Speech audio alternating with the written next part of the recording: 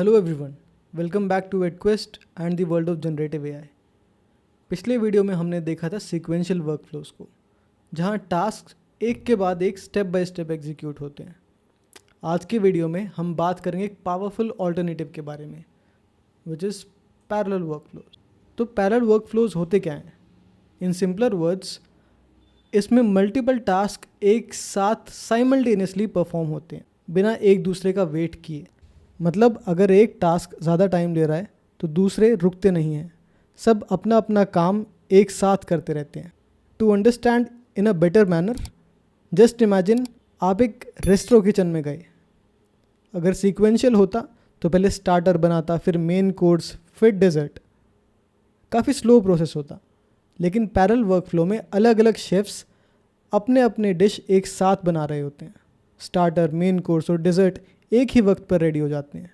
And result, आपकी efficiency boost हो जाती है। What are the benefits of parallel workflows? चलिए इनके बारे में पढ़ते हैं। सबसे बड़ा बेनिफिट है ऑफ कोर्स एफिशिएंसी और स्पीड, क्योंकि टास्क एक साथ हो रहे होते हैं। ओवरऑल प्रोसेस का एग्जीक्यूशन टाइम काफ़ी कम हो जाता है। फॉर एग्जाम्पल, सपोज आपको एक ही वक्त पे मल्टीपल डेटा सोर्सेज से इंफॉर्मेशन फेच करनी है। अगर सीक्वेंशियल करते तो पहले सोर्स ए का वेट करते, फिर बी का, फिर सी का, एंड सो ऑन। लेकिन पैरेलल वर्कफ्लोज में ए, बी और सी सब एक साथ फेच हो जाएंगे और रिजल्ट आपका काम फास्ट हो जाएगा।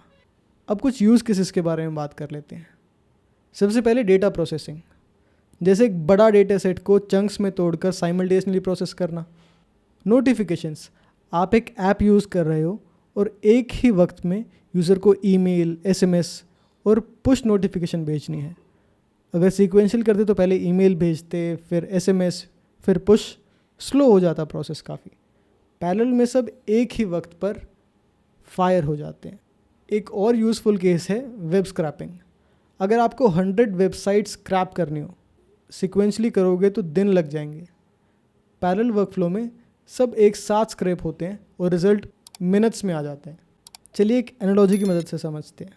सोचो आप एयरपोर्ट पर हो। अगर सिर्फ एक ही सिक्योरिटी गेट खुला हो तो पैसेंजर्स सीक्वेंशियल लाइन में चेक इन करेंगे और प्रोसेस स्लो होगा।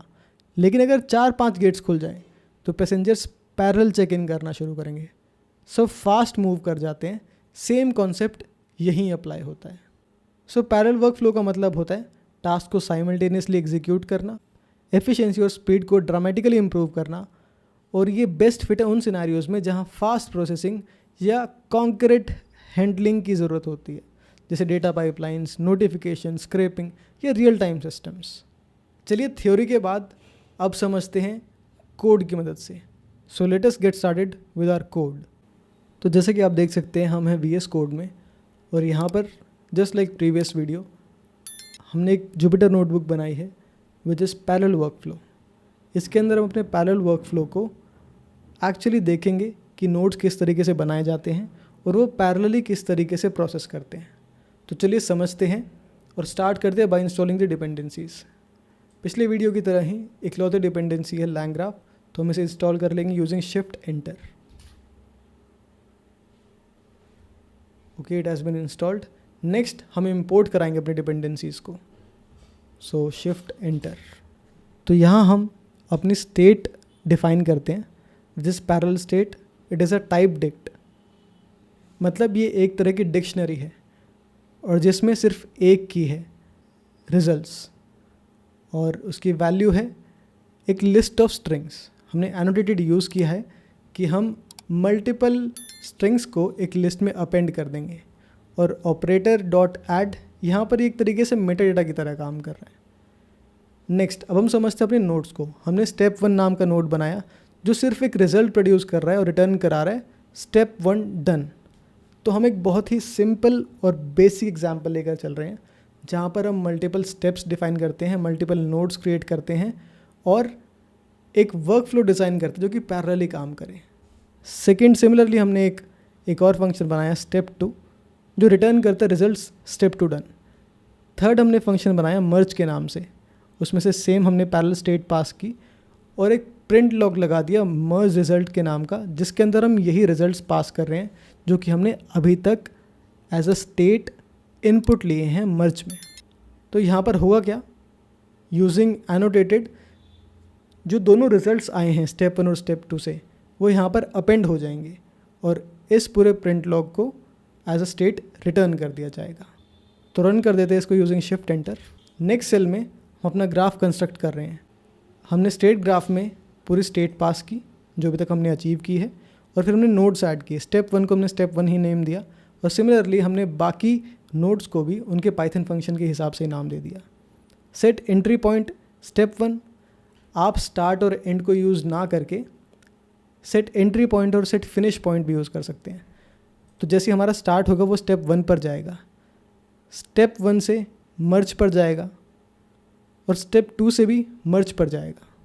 मतलब इन दोनों के रिजल्ट्स पैरेलली काम करेंगे और मर्ज फंक्शन पर आकर इकट्ठे हो जाएंगे यूजिंग एनोटेटेड। और जब हम कह रहे हैं कि स्टार्ट होते ही स्टेप 1 पर जाएगा, हम एक और एज बनाते हैं स्टार्ट से स्टेप 2 पर। इस लॉजिक से हम पैरेलल वर्कफ्लो को शो कर सकते हैं और फाइनली मर्ज से हम एंड कर देंगे अपने फ्लो को। तो चलिए रन करते हैं इसे।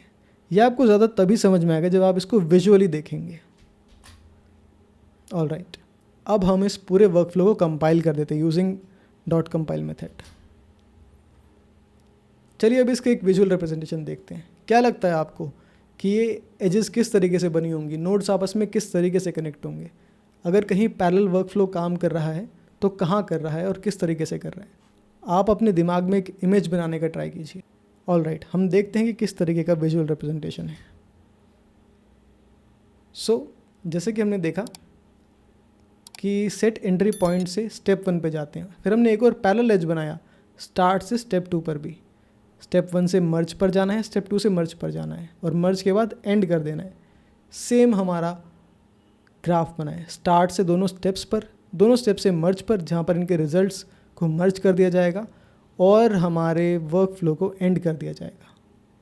ऐसा ही कुछ हम बनाना चाह रहे थे और एग्जैक्टली ऐसा ही हमारा बना है।